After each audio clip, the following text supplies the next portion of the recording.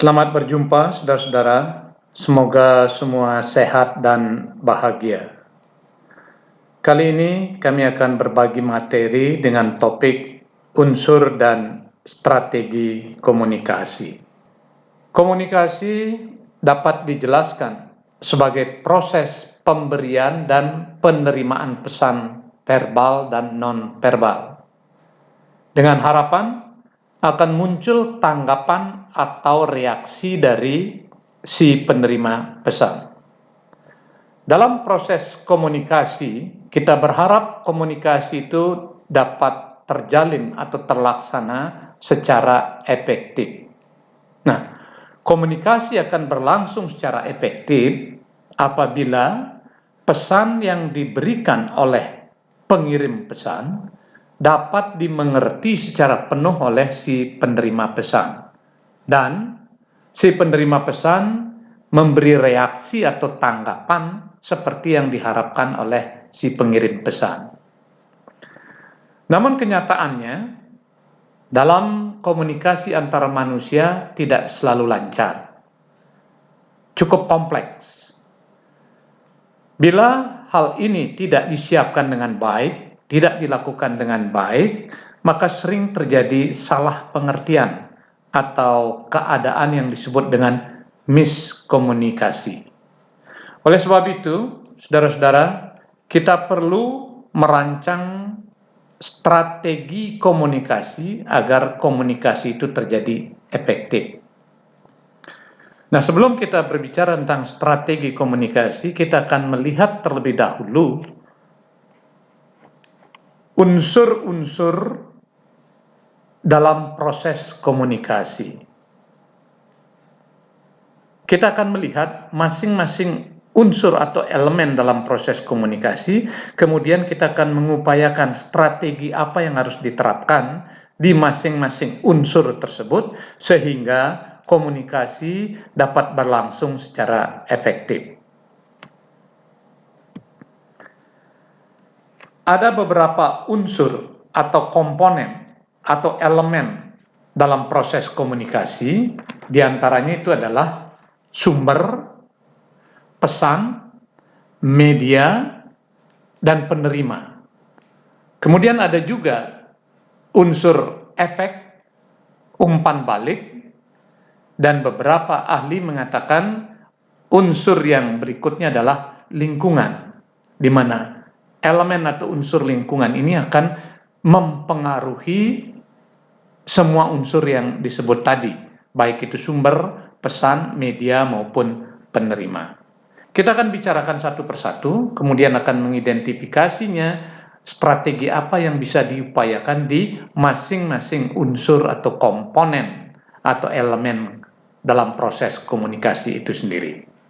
Unsur yang pertama adalah sumber atau pengirim pesan. Disebut juga komunikator, dalam bahasa Inggris disebut dengan source, sender, atau encoder. Sumber adalah memegang peranan penting dalam proses komunikasi. Komunikator memegang peranan penting dalam proses komunikasi. Dia yang mengendalikan jalannya komunikasi. Oleh sebab itu, seorang komunikator atau pengirim pesan haruslah terampil, kaya akan ide, penuh daya kreativitas.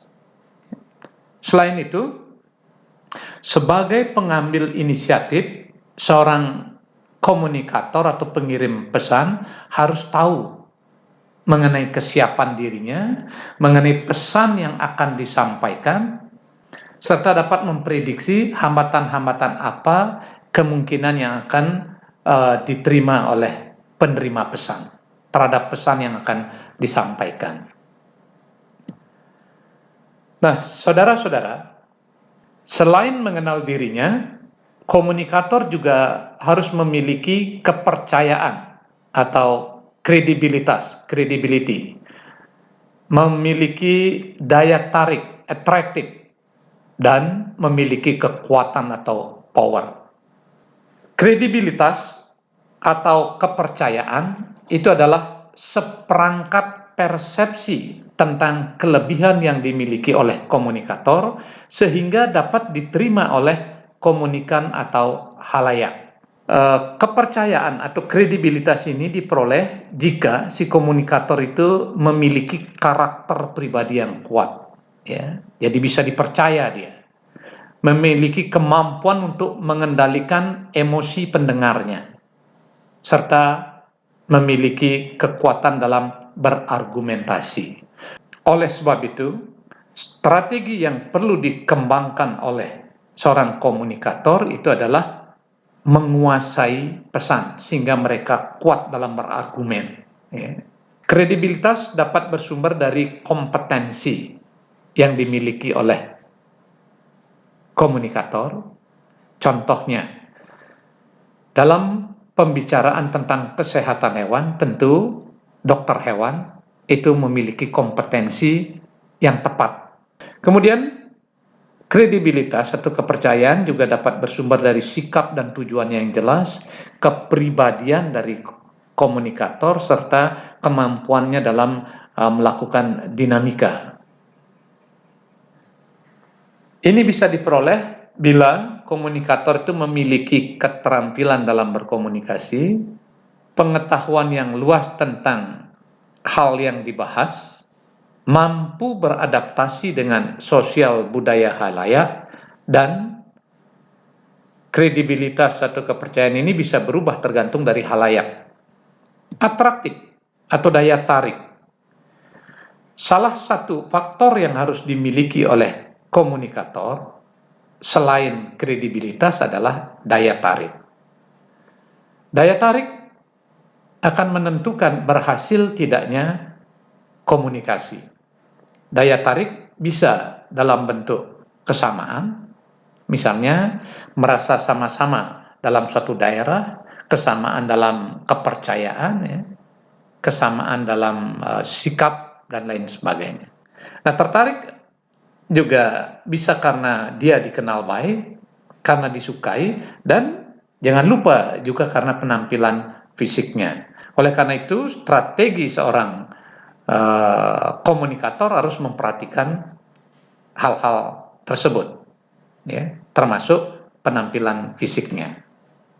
Power atau kekuatan adalah kepercayaan diri yang harus dimiliki oleh seorang komunikator jika ingin mempengaruhi orang lain. Kekuatan di sini bisa juga diartikan sebagai kekuasaan. Bagi orang yang memiliki kekuasaan, tentu jauh lebih mudah akan mempengaruhi halayaknya dibandingkan dengan orang yang tidak memiliki kekuasaan. Kemampuan untuk menumbuhkan kepercayaan atau kredibilitas dan daya tarik sangat ditentukan oleh kemampuan seseorang untuk berempati. Empati artinya komunikator memiliki kemampuan untuk memproyeksikan dirinya ke dalam diri orang lain. Empati dapat disamakan dengan sikap toleransi. Jika seorang komunikator memiliki sikap empati, pada akhirnya ia akan memperoleh simpati berupa rasa hormat, respek dari halayaknya. Ada perbedaan antara empati dan simpati. Empati itu dapat menempatkan diri pada posisi orang tersebut, jadi dapat berbagi secara langsung tentang kesedihan mereka, contohnya, ya. Sedangkan simpati menggambarkan perasaan belas kasih dan sayang atas kejadian yang menimpa seseorang. Unsur yang kedua adalah pesan. Dalam bahasa Inggris disebut message, content, atau information. Pesan adalah sesuatu yang disampaikan pengirim kepada penerima. Bisa dilakukan dengan tatap muka atau melalui media komunikasi. Isinya bisa berupa ilmu pengetahuan, hiburan, informasi, nasihat, sampai ke propaganda. Pesan dianggap hal yang paling pokok dalam proses komunikasi. Oleh karena itu disebut sebagai jantungnya komunikasi. Pesan yang disampaikan oleh sumber atau penyampai pesan itu terdiri atas simbol dan kode. Simbol itu adalah lambang yang memiliki objek, sementara kode itu adalah seperangkat simbol yang disusun secara sistematis dan teratur sehingga dia memiliki arti. Contohnya misalnya, lampu pengatur lalu lintas yang dipasang di pinggir jalan, itu adalah simbol Bapak polisi lalu lintas yang berdiri di sana.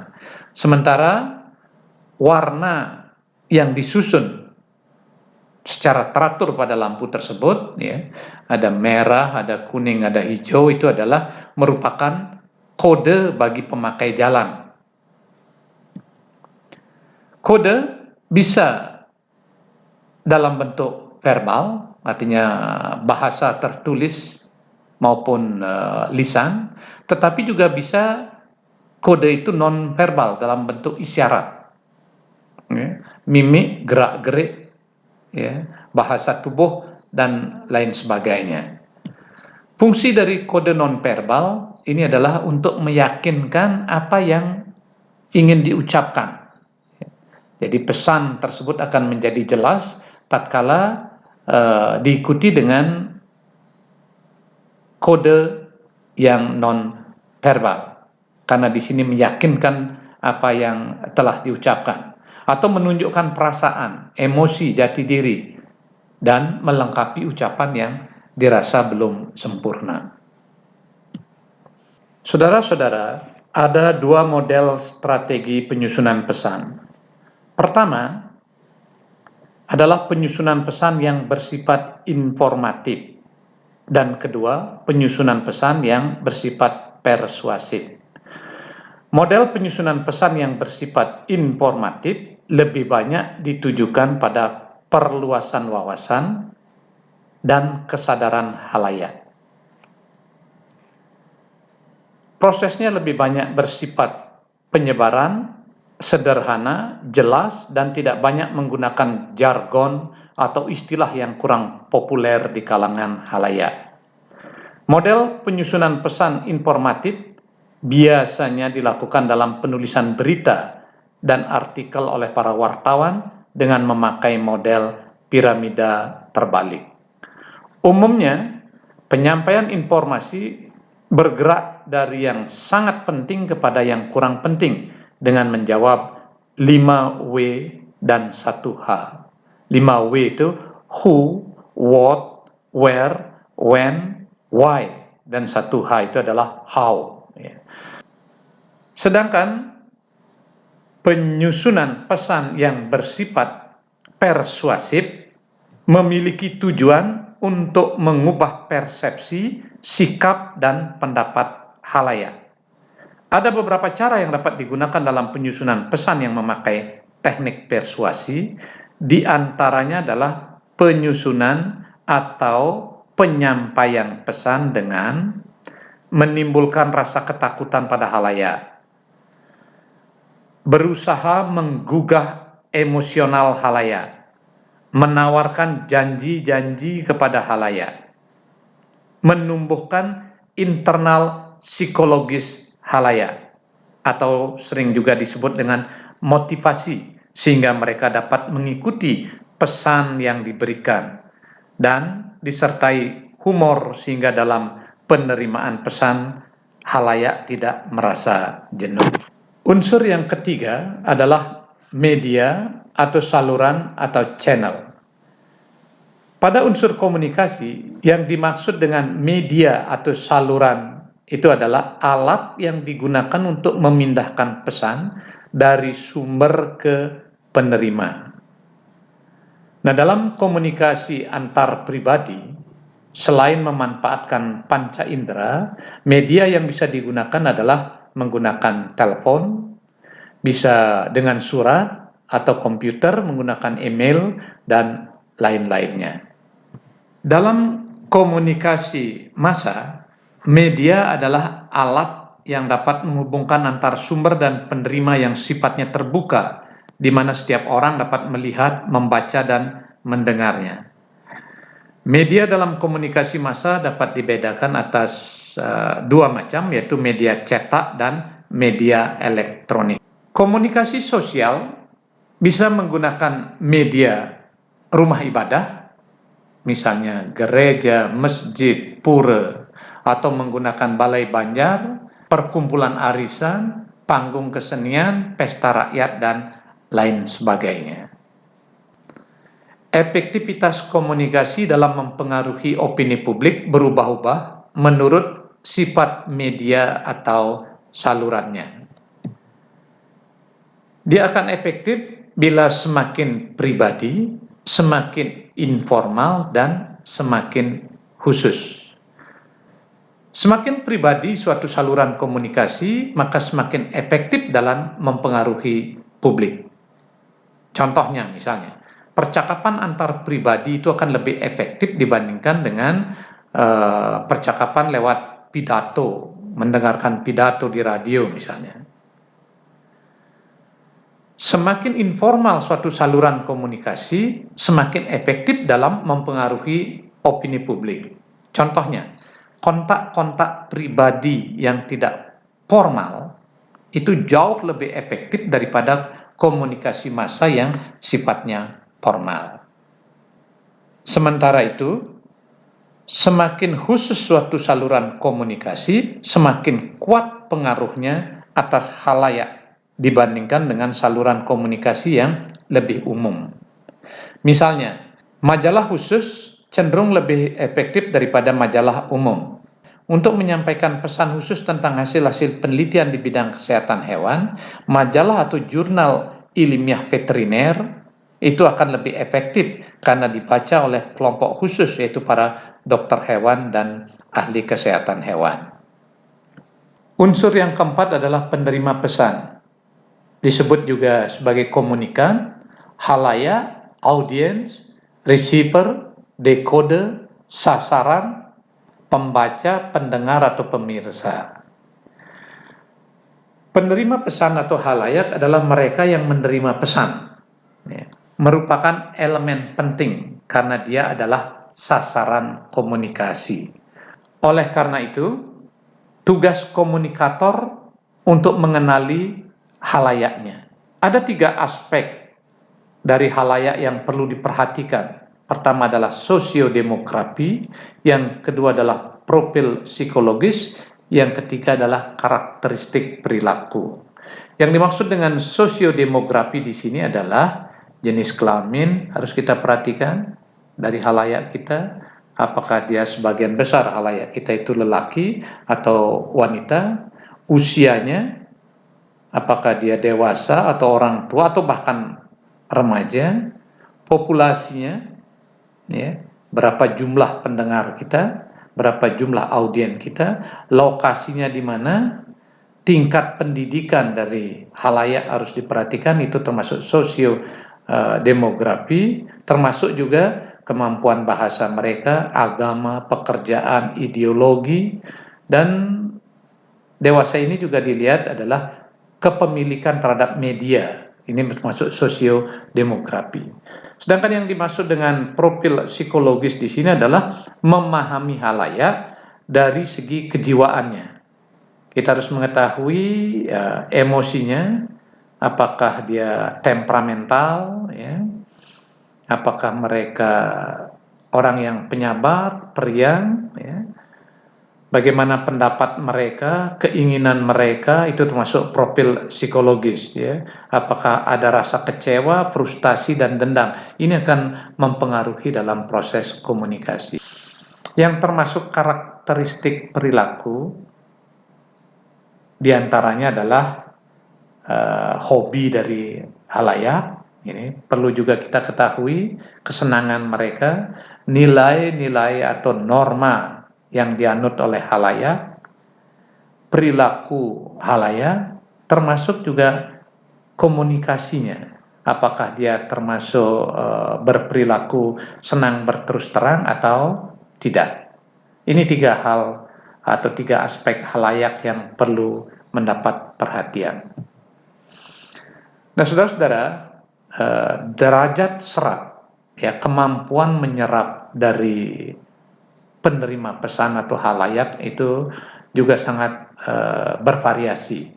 Ini perlu menjadi perhatian dalam menyusun strategi komunikasi. Ada beberapa faktor, ya, yang mempengaruhi derajat atau kemampuan serap dari penerima pesan.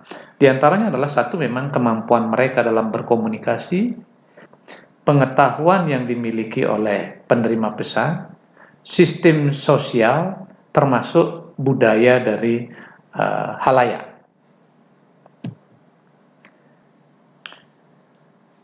Dari pengamatan beberapa pakar komunikasi telah diformulasikan bahwa kesediaan halayak untuk menerima suatu ide antara lain disebabkan karena satu, adanya kepentingan ganda yang dapat diperoleh kedua pihak, yakni antara sumber dan penerima.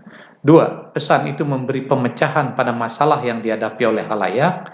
Ketiga, halayak percaya komunikator yang menyampaikan pesan itu memiliki kompetensi dan kredibilitas yang tinggi.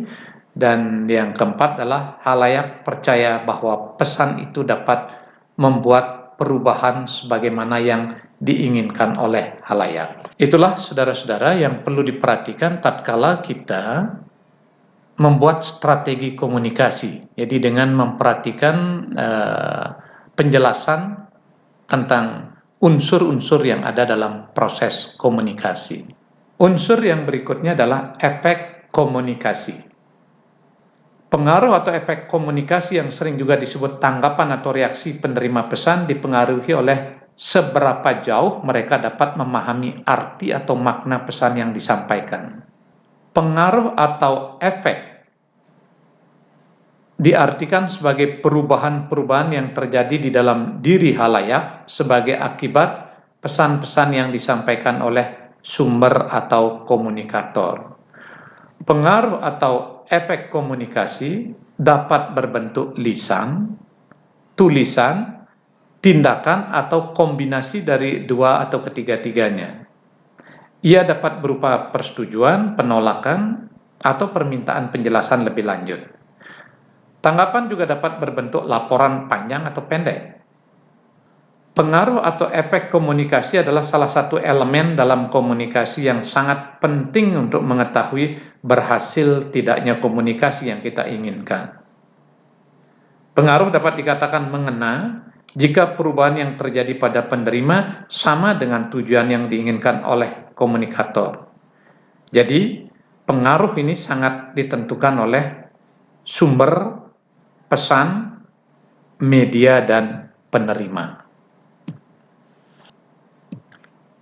Faktor lain yang perlu mendapat perhatian dalam pengaruh adalah umpan balik atau disebut dengan feedback. Sebenarnya umpan balik adalah pengaruh yang langsung diterima oleh sumber dari penerima. Sekarang kita akan bahas mengenai hambatan atau gangguan komunikasi. Sebagaimana kita ketahui, tidak ada orang di dunia ini, bahkan yang terlahir kembar pun secara fisik, mental, dan emosional itu identik. Mereka memiliki perbedaan, dan karena adanya perbedaan tersebut menyebabkan persepsi dan sikap mereka terhadap pesan yang sama itu dapat berbeda. Perbedaan itu dapat menjadi kendala dalam berkomunikasi secara efektif. Komunikasi dapat dihambat oleh banyak faktor. Beberapa faktor penghambat tersebut diantaranya adalah salah penafsiran kata-kata yang digunakan, perbedaan persepsi, sikap, opini, dan emosi yang tidak kondusif, tujuan komunikasi yang tidak jelas, pemilihan media yang kurang tepat, lingkungan yang tidak mendukung, serta dari faktor bahasa pengantar yang digunakan. Jika kita melihat hakikat komunikasi sebagai suatu sistem, maka hambatan atau gangguan komunikasi bisa terjadi pada semua unsur atau elemen yang mendukungnya, termasuk faktor lingkungan di mana komunikasi itu terjadi.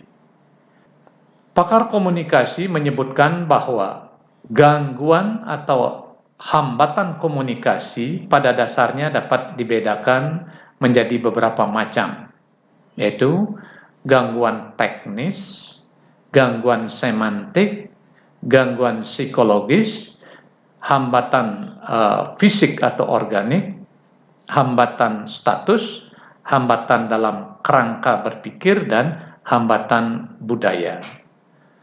Gangguan teknis ini terjadi jika salah satu alat yang digunakan dalam berkomunikasi mengalami gangguan, sehingga informasi yang ditransmisi melalui saluran mengalami kerusakan. Contohnya, gangguan pada stasiun radio atau televisi, gangguan jaringan telepon, sinyal, atau rusaknya pesawat radio, sehingga terjadi suara yang bising dan semacamnya. Gangguan semantik adalah gangguan komunikasi yang disebabkan karena kesalahan pada bahasa yang digunakan. Gangguan semantik sering terjadi karena kata yang digunakan terlalu banyak memakai jargon atau istilah bahasa asing sehingga sulit dimengerti. Bahasa yang digunakan berbeda antara komunikator dengan halayak. Struktur bahasa yang digunakan tidak sebagaimana mestinya sehingga membingungkan halayak. Atau latar belakang budaya yang menyebabkan salah persepsi terhadap simbol-simbol bahasa yang digunakan. Sementara yang dimaksud dengan gangguan psikologis itu terjadi karena adanya gangguan yang disebabkan oleh persoalan-persoalan dalam diri individu. Misalnya, rasa curiga penerima kepada sumber, situasi berduka, atau karena gangguan kejiwaan, sehingga dalam penerimaan dan pemberian informasi itu tidak sempurna. Hambatan fisik adalah hambatan yang disebabkan karena kondisi geografis. Misalnya jarak yang jauh sehingga sulit dicapai, tidak adanya sarana, prasarana, jalur transportasi, dan semacamnya.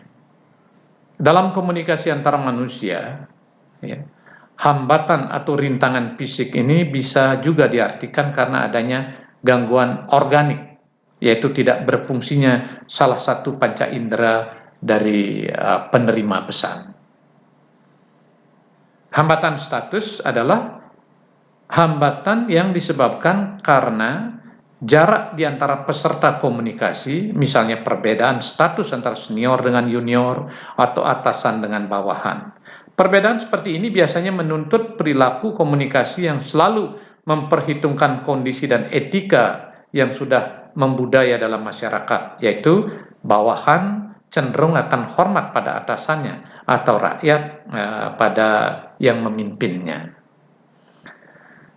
Hambatan kerangka berpikir adalah hambatan yang disebabkan adanya persepsi antara komunikator dan halayak terhadap pesan yang digunakan dalam berkomunikasi.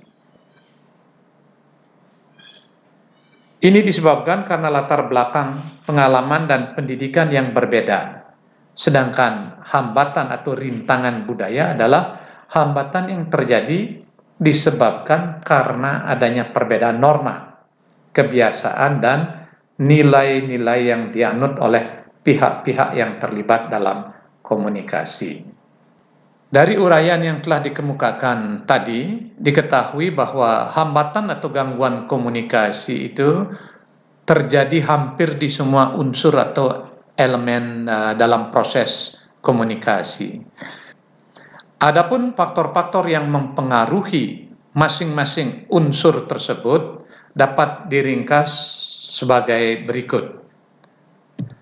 Pada sumber informasi atau komunikator, kredibilitas dan kompetensi dalam bidang yang disampaikan, kedekatan dengan penerima atau komunikan, motivasi dan perhatian, kesamaan dengan penerima, cara penyampaian, dan daya tarik. Pada pesan, tipe dan model pesan, karakteristik dan fungsi pesan, struktur pengelolaan pesan, dan aktualitas pesan. Pada saluran atau media, ketersediaan media, kehandalan media, kebiasaan menggunakan media, dan tempat serta situasi. Pada penerima atau komunikan, faktor-faktor yang berpengaruh adalah keterampilan berkomunikasi, kebutuhan, tujuan yang diinginkan, sikap, nilai, kepercayaan dan kebiasaan-kebiasaan, kemampuan untuk menerima, dan kegunaan pesan. Saudara-saudara, terakhir kami ingin menyampaikan kembali tentang strategi komunikasi. Sebagai pelaku komunikasi, entah itu komunikator atau komunikan, kita harus tulus, jujur, dan menjadi diri sendiri. Ini dapat ditunjukkan dengan satunya pikir, kata, dan laku. Jadi antara apa yang kita pikirkan, apa yang kita katakan, dan apa yang kita kerjakan itu adalah sama, tulus, jujur. Hal ini bisa dipelajari lewat latihan, sehingga lama-kelamaan itu akan menjadi keterampilan.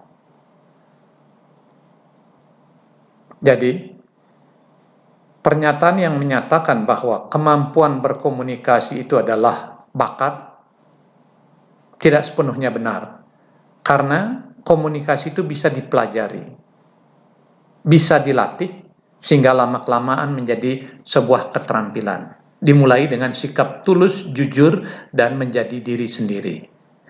Saudara-saudara, dengan keterampilan yang terus kita lakukan, maka akan tumbuh apa yang disebut dengan kepercayaan atau credibility. Kita akan menunjukkan daya tarik atau atraktif, bahkan kekuatan atau power.